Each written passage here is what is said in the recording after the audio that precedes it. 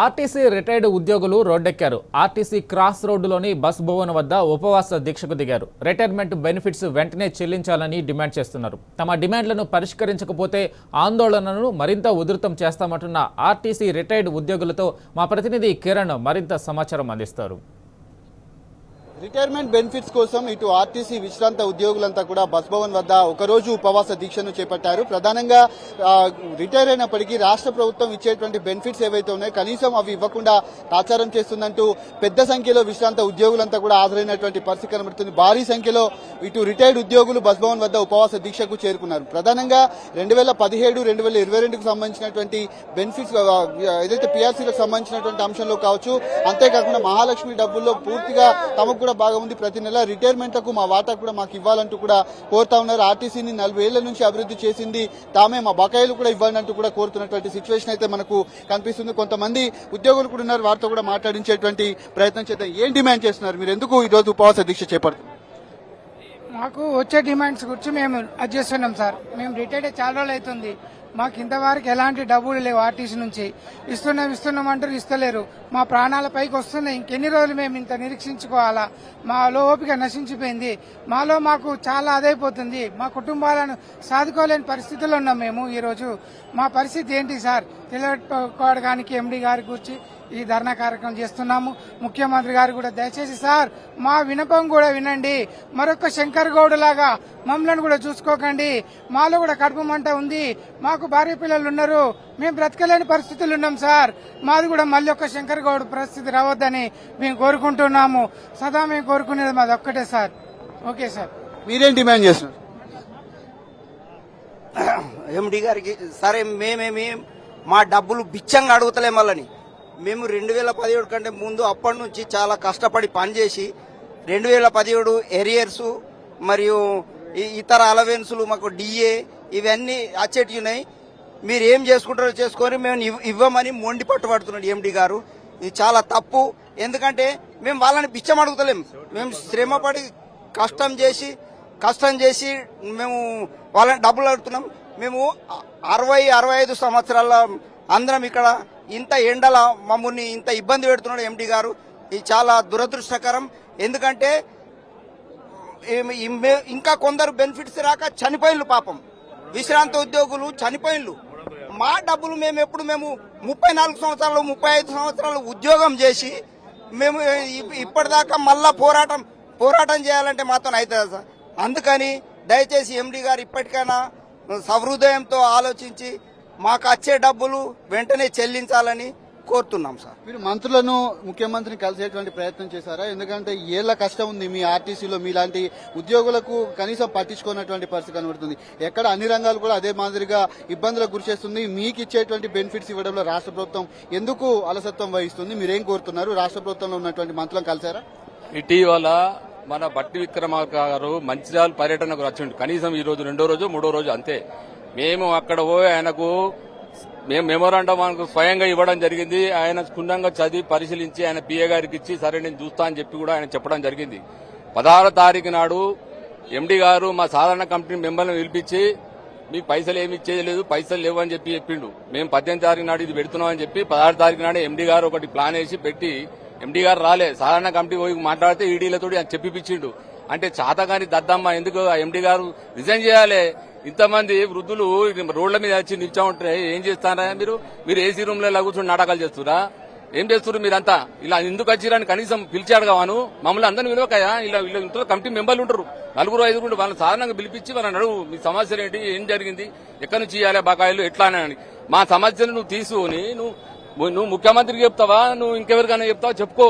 నువ్వు ఆ పని చేయకుండా ఎందుకే రబ్బర్ స్టాంప్ లేక వచ్చి ఆ రూమ్ లో కూర్చుంటే నాటకాలు చూడు.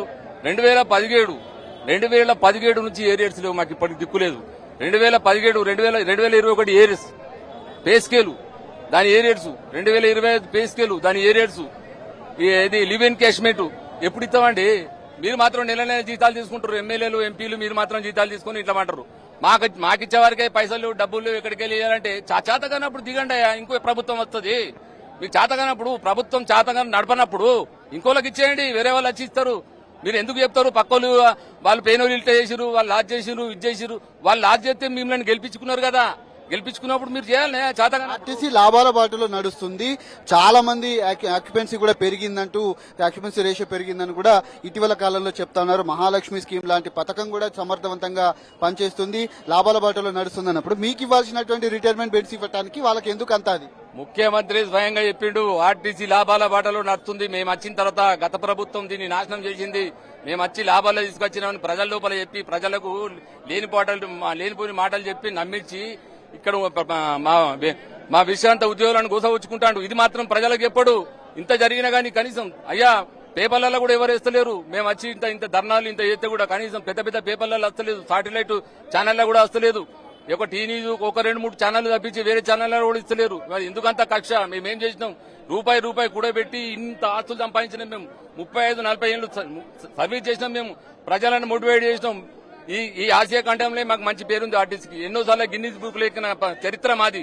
మమ్మల్ని అనగదొక్కాలని చూస్తే రేపు 2029 ఎలక్షన్స్ ఉన్నాయి. ఖబర్దార్, జాగ్రత్త. మీరు గెలవాలనుకుంటే మాతోటి మంచిగుంటే, లేదా ఖచ్చితంగా బొంద పెడతాం. మీరు బకాలు ఇవ్వకపోతే ఏం చేయాలి అది మేము చేస్తాం. మాకు తెలుసు. మేము అప్పుడు మాకు తెలియకో నిన్ను నమ్మి నీకు ఓట్లేసి గెలిపించినాం. దయచేసి ఇప్పటికైనా కళ్ళు తెరవండి రేవంత్ రెడ్డి గారు.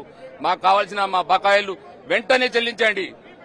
జై హింద్. ఏంటి మీరేం చెప్తున్నారు సార్? ఎంత అసలు ఒక్కొక్క ఎంప్లాయీకి ఎంత రిటైర్మెంట్ బెనిఫిట్స్ రావాలి, దానికి సంబంధించినటువంటి అంశంలో ఏం చెప్తుంది రాష్ట్ర ప్రభుత్వం, ఏం చెప్తుంది? మంత్రి పొన్నం ప్రభాకర్ కూడా చాలా వరకు కలిసినట్టుగా, ముఖ్యమంత్రి కూడా కలిసినట్టుగా చెప్తా ఉన్నారు. మీరేం చెప్తారు? మేము RTC employees 2017 1/4/2017 pay scale fixation 21% ఇచ్చి మాకు ఇది ఇంప్లిమెంట్ 24 మే నెలల ఇవ్వడం జరిగింది. అప్పుడు మాకు మా ఎండీ గారు సజ్జనార్ గారు అప్పుడు ఏం చెప్పిందంటే, ఎవరైతే మీరు ఎంప్లాయీస్ ఇప్పుడు రిటైర్ అవుతున్నారో వాళ్లకు రిటైర్డ్ అయిన ఎంబడే ఈ 2017 పే స్కేల్ ఏరియర్స్ ఇస్తామని చెప్పడం జరిగింది. అప్పుడు గవర్నమెంట్ కూడా చెప్పడం జరిగింది. ఇప్పుడు రేవంత్ రెడ్డి ప్రభుత్వం వచ్చినాక మన ట్రాన్స్పోర్ట్ మినిస్టర్ పొన్నం ప్రభాకర్ గారు ఇవాళ ఆర్టీసీ చాలా లాభాల్లో ఉంది. ఎక్కడో ఉన్న ఆర్టీసీ మూలన ఒకటి ఆర్టీసీని మేము పైకి తెచ్చినాం. మహాలక్ష్మి ఓపెన్ అయినాక ఇది చాలా ఆర్టీసీ లాభాల్లో ఉంది. అందువలన ఇవాళ ఆర్టీసీ రెపరెపలాడుతుంది అంతటా అని చెప్పడం జరుగుతుంది. తెలంగాణ అంతటా కూడా 96 డిపోలకు మొత్తం లాభాల బాటలో ఉందని మన గౌరవనీయులైన ట్రాన్స్పోర్ట్ మినిస్టర్ గారు చెబుతున్నారు. అదేవిధంగా మళ్ళీ మాకు వచ్చే మేము కష్టపడి చిన్న ఉద్యోగస్తులం, మేము ఎంతో కష్టపడి చెమటోర్చి మేము ఆ రోజు కష్టపడటానికే ఇలా ఆర్టీసీ నిలబడ్డది. అందుకే మాకు వచ్చే ఏరియర్స్ ను మాకు ఇవ్వాలని మేము వినయంగా మీకు ప్రభుత్వానికి విన్నవించుకుంటున్నాం. మీరేం డిమాండ్ చేస్తున్నారు సార్? చివరిగా ఒక మాటలో చెప్పండి. మేము మా డబ్బులు మేము అడుగుతున్నాం. మేము బిచ్చం అడుగుతలేం. నేను రిటైర్మెంట్ అయ్యి 37 నెలలు పొన్నం ప్రభాకర్ సార్కి ఎప్పుడు మా పెద్దలు పోతే పుష్పగుచ్చం వేసి షాల్ వేసి వినతి పత్రం ఇస్తే సరే మీ సానుకూలంగా స్పందించినాను, సీఎం దృష్టికి తీసుకుపోతా అంటాడు. ఆర్టీసీ లాభాలలో ఉందన్నాడు. మరి లాభాలలో ఉన్నప్పుడు మా డబ్బులు ఎందుకు ఇవ్వరు చెప్పండి? మీరు ఎన్నో అభివృద్ధి కార్యక్రమాలకు శంకుస్థాపనలు చేస్తున్నారు. ఆడ ఇన్ని వేల కోట్లు, ఈడ ఇన్ని వేల కోట్లు అని ఆర్టీసీ కొన్ని వేల కోట్లు అప్పు తెచ్చి ఇవ్వలేరా? మహాలక్ష్మి ద్వారా మహిళలను మేము కోటీశ్వరులను చేస్తామంటున్నారు. మాకు లక్షల రూపాయలు రావాలి, మాకు కూడా అప్పు తెచ్చి ఇవ్వు. ఎన్నో అప్పులు చేస్తున్నావు కదా సార్. ఆర్టీసీ అప్పులు చేసి ఇస్తే తప్పేముంది? ఒక్కొక్కరు 64 ఏళ్ళు 65 ఏళ్ళు దాటిన వాళ్ళు ఉన్నారు. 35 మంది చనిపోయినారు. మరి మేము బతుకుండగా ఇస్తావా? మేము చనిపోయినాక ఇస్తావా? దీని మీద స్పందించి మొత్తం మంత్రివర్గం దీని మీద నిర్ణయం తీసుకొని మా డబ్బులు ఇవ్వాలని కోరుతున్నాం. ఇది వారు చెప్తున్నటువంటి పరిస్థితి కనబడుతుంది. పెద్ద ఎత్తున రిటైర్డ్ ఉద్యోగులంతా కూడా, ఆర్టీసీ ఉద్యోగులంతా కూడా బస్ భవన్ వద్ద నిరసన చేపడుతున్నప్పటికీ కూడా కనీసం ఎండీ కావచ్చు, మంత్రి పొన్నం ప్రభాకర్ కావచ్చు పిలిచి తమతో మాట్లాడట్లేదు. ఆర్టీసీ లాభాల బాటలో నడుస్తున్నప్పుడు ఎందుకు రావాల్సినటువంటి బకాయిలు ఏవైతే ఉన్నాయో అవన్నీ కూడా ఇవ్వట్లేదంటూ కూడా వీళ్ళు ఆవేదన వ్యక్తం చేస్తున్నటువంటి నేపథ్యంలో పూర్తిగా ఆర్పీఎస్ 2017 ఏరియర్స్ కావచ్చు, 2021 ఏరియర్స్ కూడా ఇవ్వాలంటూ కూడా చెప్తున్నటువంటి పరిస్థితులు అయితే మనకు కనిపిస్తా ఉన్నాయి. ఆర్టీసీ ఎండీ కనీసం లోపల ఉన్నారు, తాను కూడా కమిటీ మెంబర్స్ ను ఒక 4-5 పిలుచుకొని కూడా మాట్లాడట్లేదంటూ వీళ్ళంతా పెద్ద ఎత్తున ఆందోళన చేపడుతూ ఉన్నారు. రిటైర్డ్ అయినటువంటి తమకు ఈ విధమైనటువంటి ఇబ్బందులకు గురిచేస్తూ రాష్ట్ర ప్రభుత్వం కుట్రలు చేస్తుంది. ఖచ్చితంగా తమకు రావాల్సినటువంటి ఏరియాస్ ఏవైతే ఉన్నాయో అవన్నీ కూడా ఖచ్చితంగా ఇవ్వాలంటూ కూడా కోరుతా ఉన్నారు. పెద్ద ఎత్తున ఆర్టీసీ రిటైర్డ్ ఉద్యోగులంతా కూడా బస్ భవన్ వద్ద నిరసన దీక్షకు, ఉపవాస దీక్ష కూడా కూర్చున్నటువంటి పరిస్థితులు అయితే మనకు కనిపిస్తా ఉన్నాయి. ఇది ఇక్కడ పరిస్థితి. కెమెరామెన్ దశరథ్తో Kiran, T news, bus Bhavan నుంచి.